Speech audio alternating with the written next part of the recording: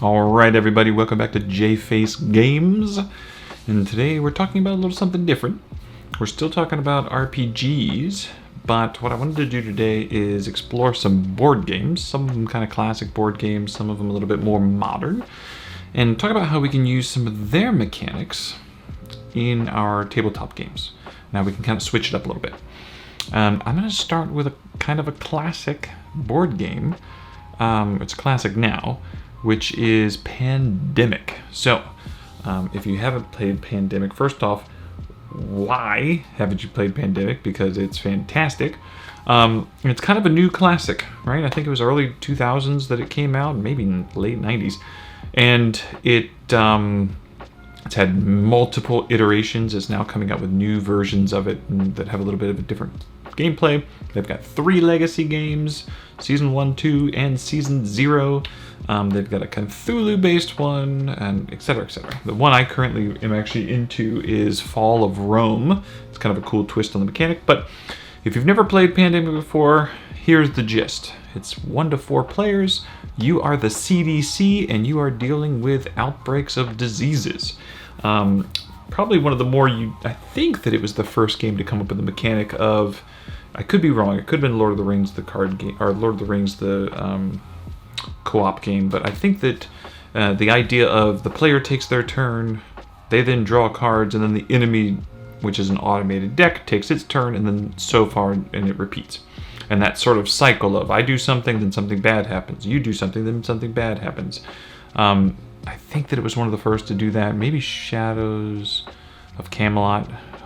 One of those kind of are the sort of the grandfathers or the original co-op board games. But that's not the mechanic I'm interested in today. The mechanic I'm interested in today is the idea of this deck up here, which is sort of like your encounter deck. I forget what they call it in this game, but in other games it's kind of like the bad guy deck. It's the encounter deck. If you're unfamiliar with this game, the mechanic is, after you've taken your turn, you have your cards, you then draw 2 more cards, boop, boop, and then you have to draw 2 cards off the top of this deck. Those 2 cards represent different locations on this map that you are then going to put the appropriate color cube on. Okay? Those are diseases. If at any point in time, 3 cubes are on a space and you're supposed to put a 4th cube, you have an outbreak. And that outbreak, then you have to put a cube on every adjacent location. So now that stays with 3, but now this gets 1, this gets 1, this gets 1, this gets 1. Oh, that's terrible. Not only that, but the outbreak marker keeps going up, and if it gets to 8, you die. You can have outbreaks that trigger other outbreaks. So if you have 3 here and 3 here, and 1 goes there, well, this one's going to break. 1, 2, 3, you'd have to put a 4th one here. So now that one breaks. 1, 2, and it goes, and it can become awful. They won't trigger each other, but they could trigger another neighbor. And it would cause multiple outbreaks. So it's a really cool mechanic. And as the game gets a little harder as you're going, you draw, instead of 2 cards, 3.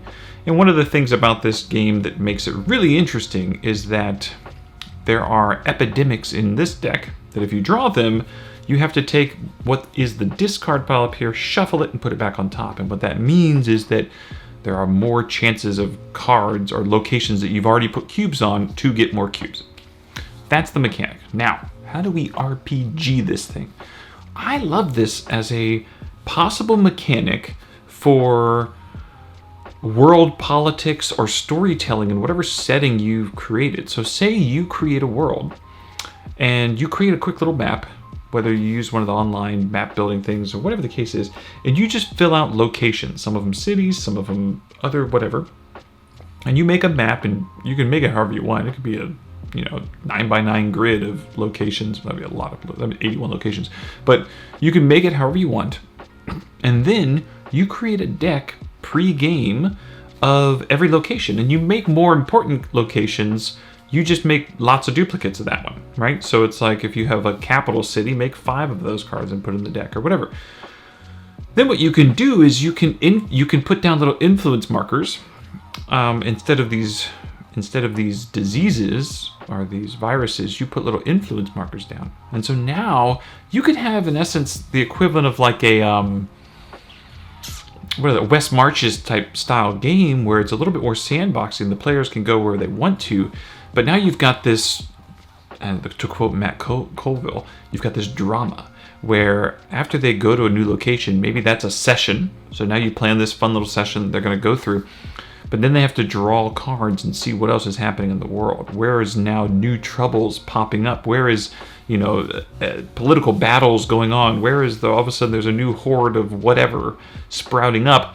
And they can see when threats are building. And so now it's like, oh crap, we could go back to the capital city because there's a lot of threat there. Or over here in these woods, something's brewing. We don't know what it is, but we keep hearing rumors. And so now that's got 2 or 3 cubes over there that's showing what's going on. And then there could be pops. If they don't go here, pop, pop, pop, it could cause more trouble elsewhere, just like this mechanic. And then you have this outbreak being like closing in on the big bad coming into the world, or Cthulhu coming into the world, whatever you want to call it. And if the party's not ready by the time this happens, now your story goes in a different direction. Now it's a post-apocalyptic campaign, whatever you want to do. But I like that idea of using this mechanic to show the influence in the world and where the drama is in the world and where, the issues are popping up, and making now the players have a visual representation of what am I going to do? Where should I go? I think another game, if we want to just talk pure tabletops, that kind of has a little bit of this vibe would be probably Blades in the Dark, with its time clock system, and how, if you haven't seen that, you can go back in one of my previous videos where I talk quickly about the time clock system, and how you have these multiple time clocks eventually strewn out across the table that are showing where are things moving towards their finality. And that might be a more eloquent, quick way of doing it, where it's like, I just want to have these quick time clocks, I'm going to throw them out on the table, the players have a quick visual representation of what's coming to a head. But I also like the unpredictability of this, not only for the players, but for the DM. This might be a way of keeping it fresh for the DM in terms of inspiration, where you've got an idea of what all these locations are, but now when these things are popping up, you're putting cubes out which just says there are threats or rumors maybe in this area. But you as the DM can start, percolating, be like, oh, that's cool, that's interesting. I didn't think there was going to be this going on. So maybe I'll make these two nations warring. Maybe there's a political, rivalry here, and we didn't know about it until they both were getting more and more powerful, or they were both, all the cubes that are putting down is political strife between the two of them because they're both spying on each other, and who knows, you make up your own resources. But I like this idea. So that would be my quick stealing of the mechanic from Pandemic and turning it into a tabletop RPG style mechanic. So hope you enjoy that one.